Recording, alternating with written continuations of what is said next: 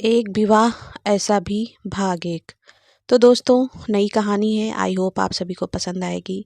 नाम थोड़ा सा अजीब है ना? हाँ, ऐसी ही अजीब कहानी भी है, बहुत रुलाने वाली और सच्चे प्यार की। कहते हैं प्यार करने के लिए केवल प्यार काफ़ी नहीं होता, उसके लिए किस्मत भी होनी चाहिए, तभी प्यार मुकम्मल होता है। ये कहानी है आकृति की, जिसकी ज़िंदगी बहुत ज़्यादा उलझी हुई है, और वो किसी और की वजह से नहीं, खुद उसकी वजह से।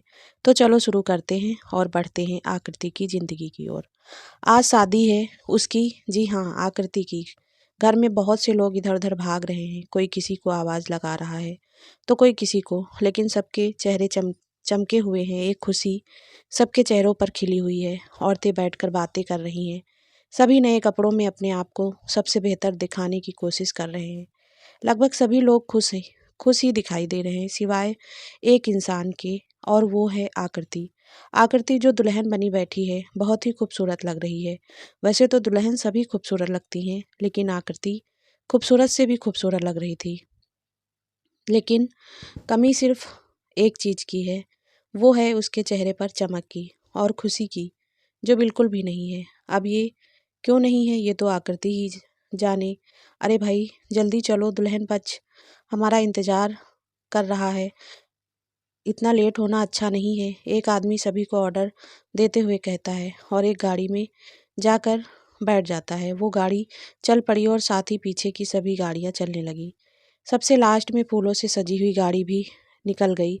हेलो, हाँ जी, आज मेरी शादी है यार, कम से कम आज तो चैन लेने दे मुझे।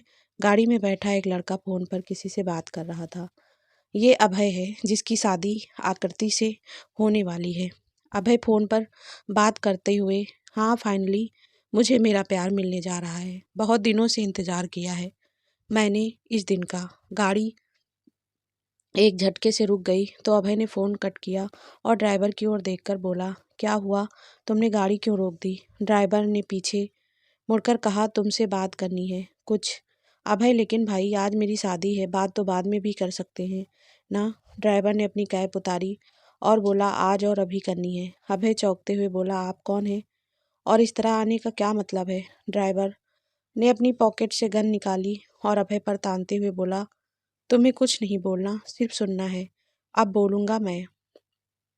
अभय ने कोई रिएक्ट नहीं किया, ना ही उसे डर लगा और ना ही कुछ कहा। ड्राइवर, मैं वो हूँ जिसकी जान तुम लेने जा रहे हो। तुम समझ गए होगे, मैं ही हूँ जिससे आकृति प्यार करती है और मैं उससे करता हूँ। ड्राइवर की बात सुनकर अभय ने कहा, तुम राज हो, है ना?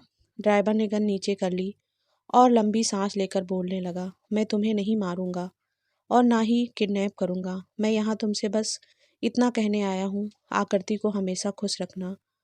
अगर उसकी आंखों में किसी भी वजह से आंसू आए तो। राज ने फिर से गन अभय पर तान दी। अभय ने बिना डरे कहा, जानता हूँ मैं, लेकिन तुम भी ये जान लो, मैं भी आकृति से प्यार करता हूँ, तो उसको रुलाने का कोई सवाल पैदा ही नहीं होता है।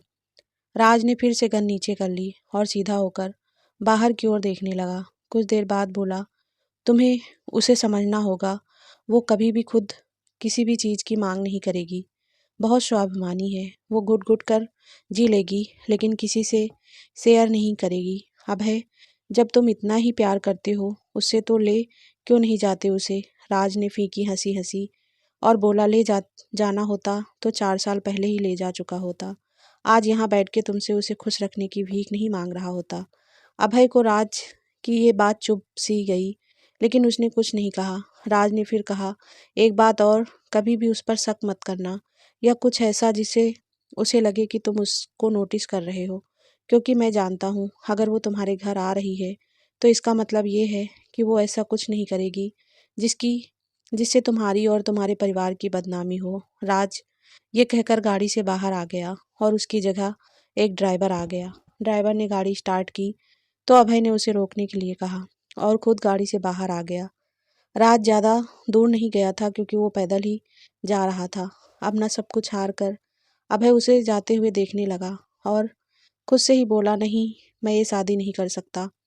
मैं दो प्यार करने वालों के बीच में कैसे आ सकता हूँ? मैं सबसे कह दूंगा कि आकृति किसी और से प्यार करती है, उसकी शादी उससे करवाएं। अभय वहीं बैठ गया। कुछ देर बाद उसने ये सोचकर फ़ोन निकाला कि वह अपने पापा से शादी ना करने को कहेगा, लेकिन सामने से उसके पापा का फ़ोन आ गया और उन्होंने कहा, अभय कहाँ हो तुम? यहाँ सब तुम्हारा इंतज़ार कर रहे हैं, जल्दी आओ। अभय कुछ नहीं बोल पाया। उसने कहा, हाँ पापा, अभी पहुँचता हूँ। अभय बहुत मुश्किल से खड़ा हुआ तो ड्राइवर उसके पास आया और बोला, क्या साहब, अभी राज भाई ने आपसे कहा था कि आकृति मैडम की आंखों में आंसू नहीं आने चाहिए और अब आप शादी ना करके उन्हें दुख देना चाहते हैं। पता है ना, जब घर आई बारात वापस चली जाती है तो लड़की को क्या क्या सुनने को मिलता है। अभय ड्राइवर की बात सुनकर खुद को बहुत ही मजबूर समझने लगा। ड्राइवर ने फिर कहा, देखो साहब, हम सबको अच्छी तरह से जानते हैं, कोई गलत नहीं है, ना आप, ना राज भाई और ना आकृति मैडम। आप सबकी किस्मत में जो लिखा है वो होना है। कमी किसी में नहीं है, कमी यहाँ के समाज में है, जो बलात्कार स्वीकार कर सकता है लेकिन अलग जात में शादी नहीं। ड्राइवर ये कहकर चुप हो गया। कुछ देर वो बोला, आप चलो नहीं, राज भाई को यहाँ आते देर नहीं लगेगी। फैसला आप पर है साहब। आकृति मैम की बेइज्जती करवाना चाहते हैं या आप शादी करेंगे? अभय उठा और ड्राइवर से चलने के लिए कहा। अभय शादी वाली जगह पर पहुंच गया। शादी समारोह शुरू हो गया। सभी खुश थे सिवाय आकृति और अभय के। अभय आकृति के उदास चेहरे को देख सकता था और खुद भी उदास था, क्योंकि कहीं ना कहीं उसे लग रहा था कि वो राज और आकृति के बीच आ गया है। खैर, शादी समारोह संपन्न हुआ। अभय और आकृति पति पत्नी हो गए। आकृति अभय के घर आ गई थी। अभय और आकृति अभय के घर पहुंच जाते हैं। अभय की माँ गौरी उनकी आरती करती है और दुल्हन को घर के अंदर प्रवेश करवाती है। चूंकि आकृति ने घूंघट कर रखा था तो अभय उसे नहीं देख सकता था। अभय के घर आए मेहमान अंगूठी की रस्म अभी करने को कहने लगे तो सभी तैयारी करने लगे। आकृति पलके नीचे करके बैठी रही। उसने किसी से कोई बात नहीं की और ना ही किसी ने उससे बात करी। सभी रस्म के लिए बैठ गए। एक और आकृति, दूसरी ओर अभय। एक बड़े से बर्तन में दूध के साथ अंगूठी और कुछ और सामान डाला गया और रस्म शुरू हुई। आकृति को इन सब से दूर रहना था, लेकिन वो ना कहकर किसी को दुखी नहीं करना चाहती थी, इसीलिए उसने अंगूठी ढूंढनी शुरू की। वो एक हाथ अपना हाथ एक जगह ही चला रही थी, जबकि अभय पूरी तरह से अंगूठी ढूंढने में बिजी था। अभय ने अपना हाथ आकृति की ओर किया तो उसका हाथ आकृति से टच हो गया। आकृति ने जल्दी से अपना हाथ बाहर निकाल लिया तो सभी उसे देखने लगे। अभय का ध्यान भी आकृति की ओर गया तो वो झिझकने लगी। गौरी, अभय की माँ, आकृति बेटा, ये रस्म है, अगर तुम्हें पसंद ना हो तो हम रहने देते हैं। आकृति ने गौरी को देखा और फिर से अंगूठी ढूंढने लगी। उसका हाथ बार बार अभय के हाथ से लगने लगा तो उसके हाथ आंसू छलकने लगे। उसके आंसू कोई नहीं देख सकता था सिवाय अभय के, क्योंकि आकृति अभय के सामने बैठी थी और जब उसके आंसू उसकी हथेली पर गिरने लगे तो अभय ने देख लिया। आकृति ने हथेली को बंद कर लिया। अभय से ये सब नहीं देखा गया तो उसने कहा, माँ रहने दो, मुझे कोई रस्म नहीं करनी है। अभय उठकर चला गया तो गौरी ने कहा, ये लड़का भी ना पहले खुद ही रस्म करने को कहता है और फिर खुद ही मना कर देता है। आकृति को ये सब सुनकर थोड़ी राहत मिली। गौरी ने आकृति से कहा, आकृति बेटा, जाओ तुम अपने रूम में फ्रेश हो जाओ, नहा लो। गौरी ने एक लड़की को आकृति के साथ जाने को कहा। आकृति अपने रूम में चली गई। अभय भी वहीं था तो आकृति उसे ना देखकर सीधा बाथरूम में चली गई। कुछ देर बाद अभय कमरे से बाहर चला गया। आकृति बाहर आई तो उसने किसी को ना पाकर चैन की सांस ली। नहाने के बाद उसे थोड़ी राहत मिली। उसने देखा रूम काफ़ी बड़ा था। उसमें एक बड़ा सा बेड जो ज़रूरत के हिसाब से काफ़ी बड़ा था। उस पर रेड कलर की साड़ी रखी थी जो आकृति को पहननी थी। साड़ी से नज़र हटाकर आकृति ने देखा बेड के पीछे थोड़ा साइड में बड़ा कांच का शीशा लगा था, जिससे बाहर का नज़ारा देखा जा सकता था। चूँकि ये एक बिल्डिंग थी और अभय का फ्लैट 5th फ्लोर पर था। बिल्डिंग के पीछे बड़ी सी झील थी। आकृति कांच के पास आकर खड़ी हो गई और झील को देखने लगी। झील का कोई अंत दिखाई नहीं दे रहा था। ठीक वैसे ही आकृति की लाइफ उसे दिखाई नहीं दे रही थी। वो तब तक वहाँ खड़ी रही जब तक कि उसे बाहर से किसी की आवाज़ नहीं आई। गौरी ने कमरे के बाहर से आवाज़ लगाई, आकृति तुम तैयार हो गई क्या? आकृति ने दरवाज़ा खोल दिया तो गौरी अंदर आई। उसने जब आकृति को तैयार नहीं देखा तो कहा, क्या हुआ बेटा, तुम तैयार क्यों नहीं हुई? बाहर सब तुम्हारी मुंह दिखाई के लिए इंतजार कर रहे हैं। आकृति ने अपना सिर झुका लिया और बोली, मुझे साड़ी नहीं पहननी आती। गौरी ने मुस्कुराकर कहा, कोई बात नहीं, लाओ मैं पहना देती हूँ। इसमें शर्माने वाली कौन सी बात है बेटा? गौरी ने आकृति को साड़ी पहनाई और बाहर ले गई। मुंह दिखाई की रस्म शुरू हुई और सभी मेहमान एक एक कर चले गए। इन सब में पूरा दिन चला गया। शाम के 6 बज चुके थे। आकृति अपने रूम में आ गई और अभय अपने माँ पापा के पास बैठ गया। कैलाश अभय के पापा, क्या बात है बेटा, तुम आज खुश नहीं लग रहे हो? अभय, पापा मुझे लगता है मैंने आकृति के साथ शादी करके बहुत बड़ी गलती कर दी। वो खुश नहीं है पापा, मैं उसे ऐसे उदास नहीं देख सकता हूँ। कैलाश जी उठे और अभय के पास आकर बैठ गए। उन्होंने कहा, आज के बाद ये कभी मत कहना कि तुमने गलती कर दी। बेटा, आकृति बहुत सुलझी हुई लड़की है। उसने वो किया है जो कोई भी नहीं कर सकता है। उसने तुम्हें पहले दिन ही अपने प्यार के बारे में बता दिया था।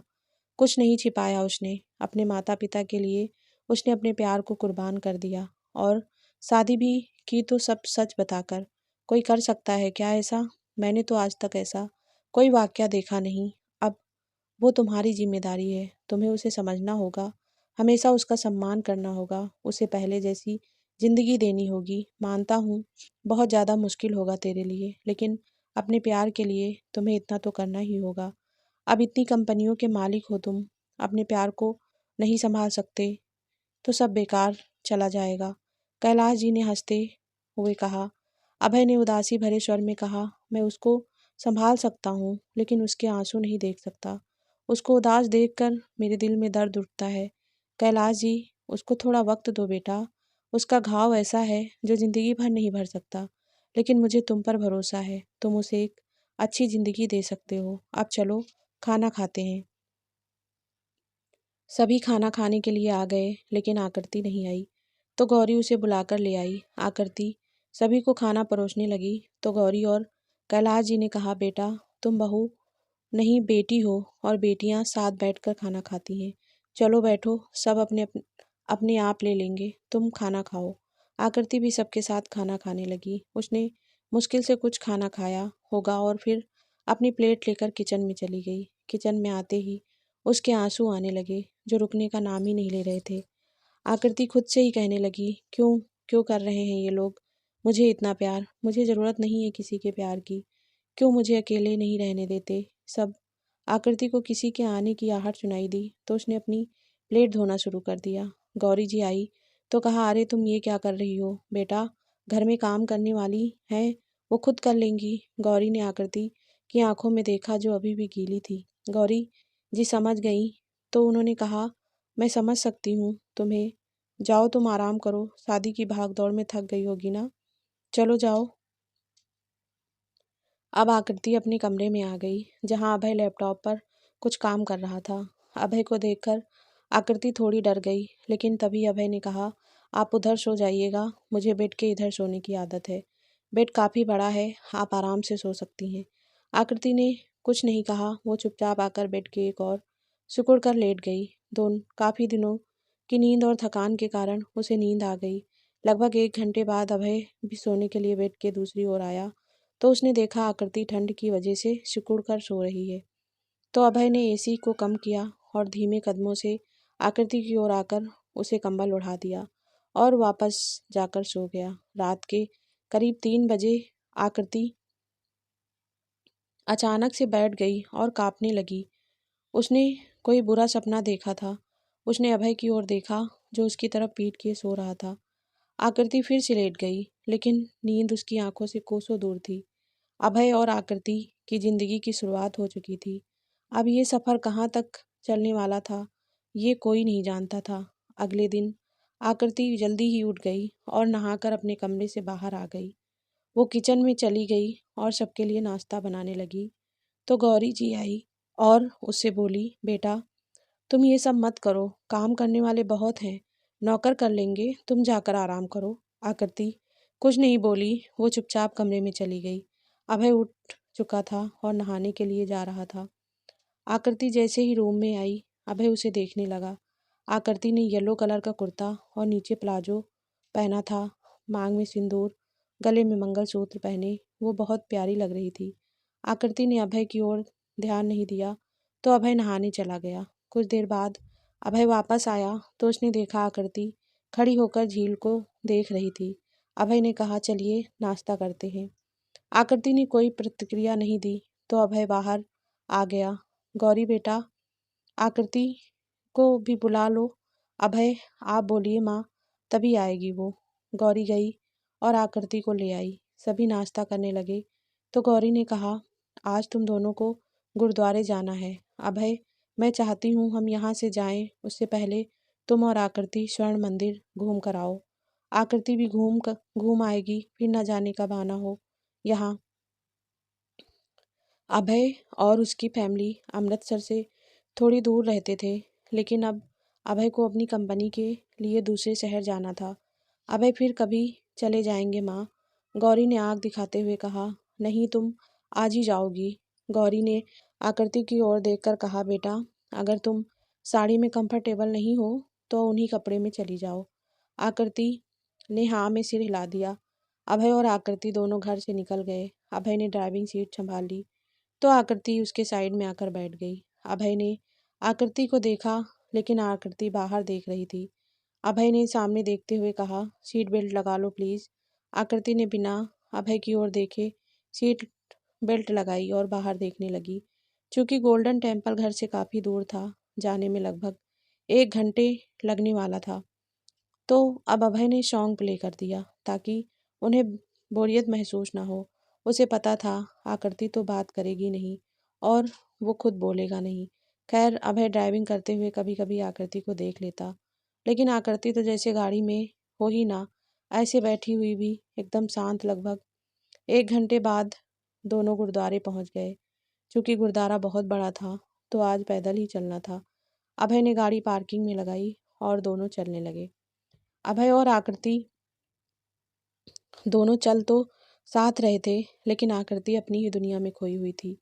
वो ना तो कुछ बोल रही थी और ना ही अभय की ओर देख रही थी। जब दोनों अंदर गए तो उन्होंने अपने स्लीपर्स निकाले और वहाँ रख दिए। अभय ने शॉक्स नहीं उतारे। आकृति ने दुपट्टे से सिर को ढक लिया, क्योंकि गुरुद्वारे में सिर पर बिना पल्लू के नहीं जाते हैं।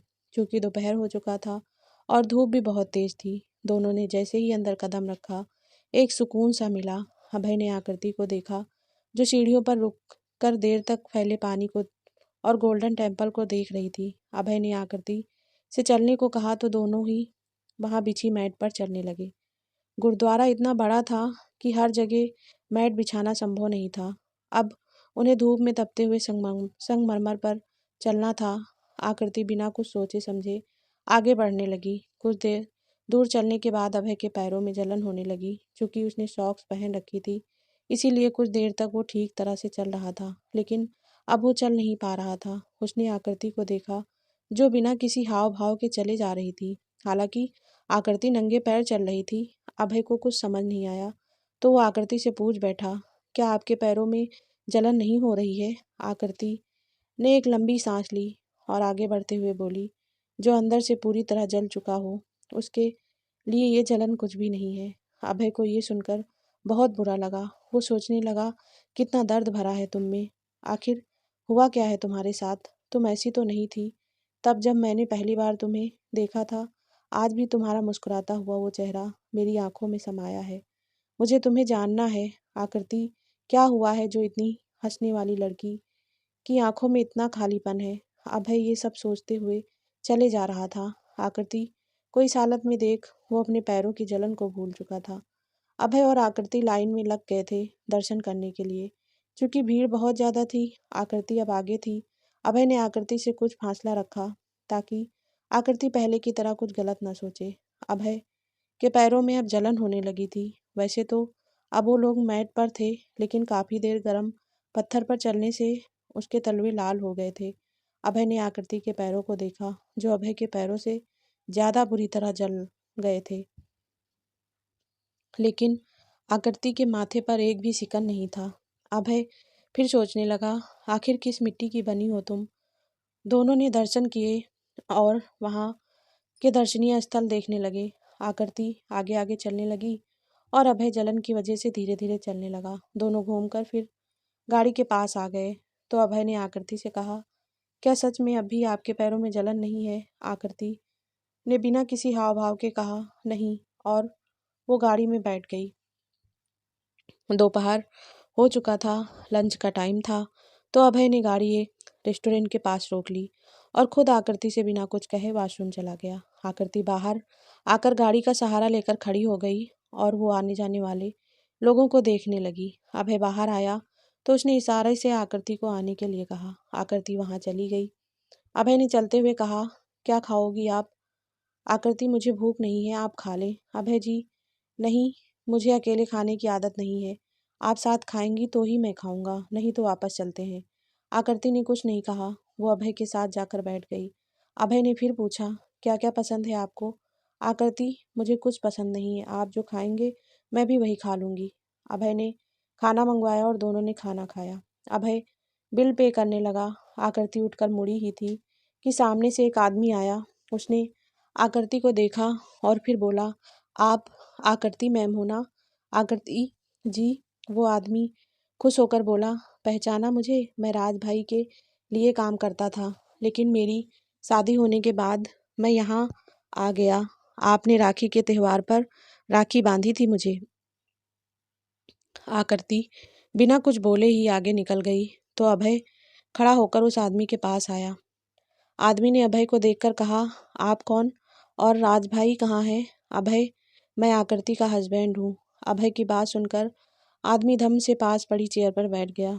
अभय ने उसके कंधे पर हाथ रखकर हल्के से दबाया और चला गया। आकृति गाड़ी में आकर बैठ गई। अभय ने उससे कुछ नहीं कहा, वो चुपचाप ड्राइव करने लगा। रात में खाना खाकर अभय जब कमरे में आया तो उसने देखा आकृति के पैर पर बहुत लाल हो रखे थे, जिसे देखकर कोई भी कह सकता था कि सामने वाला कितनी दर्द में है। अभय दवा लेकर आया और आकृति की ओर बढ़ा दी। आकृति ने अभय को देखा, वो कुछ बोले उससे पहले ही अभय ने कहा, मना मत करना। आकृति ने दवा ली और अपने पैरों पर लगाने लगी। अभय दूसरी ओर जाकर लेट गया। कुछ देर बाद अभय ने बिना आकृति को देखे कहा, एक बात शेयर करनी थी आपसे। आकृति ने भी बिना उसे देखकर कहा, हाँ। अभय ने आकृति की ओर देखा और बोला, शादी वाले दिन राज मिला था मुझे। आकृति ने इस बार भी कोई रिएक्ट नहीं किया और अपने पैरों को देखते हुए बोली, उसने यही कहा होगा ना कि मेरी आंखों में आंसू नहीं आने चाहिए, मैं कभी दुखी ना हूँ। अभय ने हैरानी से आकृति को देखा और बोला, हाँ, लेकिन आप कैसे जानती हैं? आकृति, कुछ बातें हमें पहले से पता होती हैं और कुछ लोगों को हम इस कदर जानते हैं कि हमें ये भी पता होता है कि वो क्या करने वाले हैं और क्या कर सकते हैं। अभय ने आकृति के जवाब से चुप हो गया तो आकृति ने कहा, अच्छा होगा आज के बाद आप राज का जिक्र ना करें। मैं आपकी पत्नी हूँ, आपके जो हक हैं आप खुद ले सकते हैं। अभय, जानता हूँ आप मेरी पत्नी हैं, लेकिन हक मैं उस दिन लूँगा जब आप मुझे दिल से स्वीकार करेंगी। आकृति, कुछ ख्वाहिशें ऐसी होती हैं जो कभी पूरी नहीं होती हैं और आपकी ये ख्वाहिश भी कुछ ऐसी ही है। अभय ने उठते हुए कहा, तो फिर मैं पूरी ज़िंदगी इंतज़ार करने के लिए तैयार हूँ। अभय बाहर चला गया और आकृति लेट गई। पूरे दिन की थकान के कारण उसे जल्दी ही नींद आ गई, लेकिन अभय की नींद आज गायब थी। वो लेटे लेटे सोच रहा था कि कैसे उसने आकृति को पहली बार देखा था, 4 साल पहले, जब उसके पापा की सभी कंपनी बंद हो गई थी और ये अभय के लिए स्ट्रगल का वक्त था। जब वो अपनी पहली कंपनी के लिए डील साइन करने जा रहा था, उस वक्त उसके पास कुछ भी नहीं था। वो बस से कंपनी के लिए निकल गया और रास्ते में उसका पर्स और सब सामान चोरी हो गया था। कंडक्टर ने उसे आधे रास्ते में ही उतार दिया था क्योंकि उसके पास किराया नहीं था। बस स्टॉप पर लगी बेंच पर आकर अभय बैठ गया।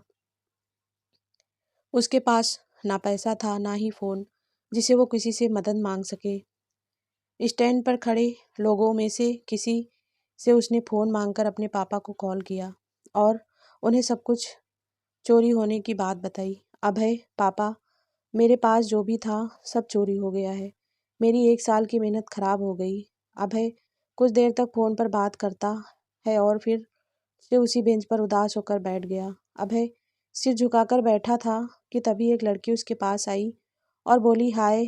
अभय उसे नहीं जानता था। लड़की ने अभय को एक लिफाफा दिया और बोली, आज इसकी ज़रूरत तुम्हें मुझसे ज़्यादा है, पकड़ो इसे। अभय लेकिन सॉरी, लेकिन मैं आपको नहीं जानता। लड़की हंसते हुए, हाँ तो मैं भी तुम्हें नहीं जानती। ये मेरी पूरे साल की मेहनत है, लेकिन आज इसकी ज़रूरत तुम्हें सबसे ज़्यादा है।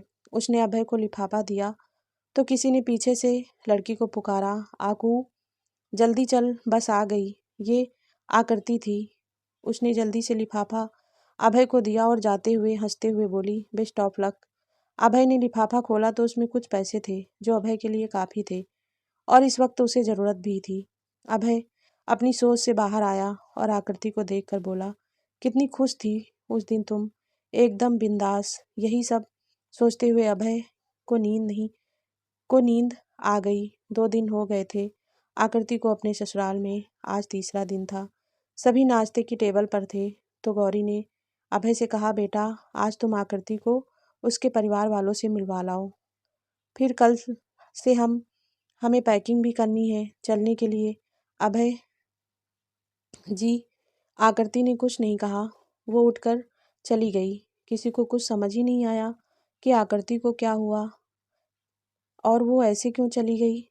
अभय कमरे में आया और बोला, आप तैयार हो जाइए, मैं तब तक कुछ सामान लेकर आता हूँ। अभय जाने के लिए मुड़ा ही था कि आकृति ने कहा, मुझे नहीं जाना अपने घर। अभय चौंक कर आकृति को देखने लगा तो आकृति ने कहा, आप जो कहेंगे मैं वो करूँगी, लेकिन प्लीज़ आप मुझसे 2 बातें कभी नहीं कहेंगे। आकृति ने लंबी सांस ली और कहा, पहली, आप कभी भी मुझे मेरे घर जाने के लिए नहीं कहेंगे और ना ही किसी से बातचीत करने के लिए कहेंगे। दूसरी, कभी भी मुझसे मेरे अतीत के बारे में बात नहीं करेंगे। अभय ने हामी भरी और कहा, लेकिन इनके अलावा जो मैं आपसे कहूँगा वो सब आपको करना होगा। सोच लीजिए। आकृति, सोचना क्या है, मैं सब करूँगी।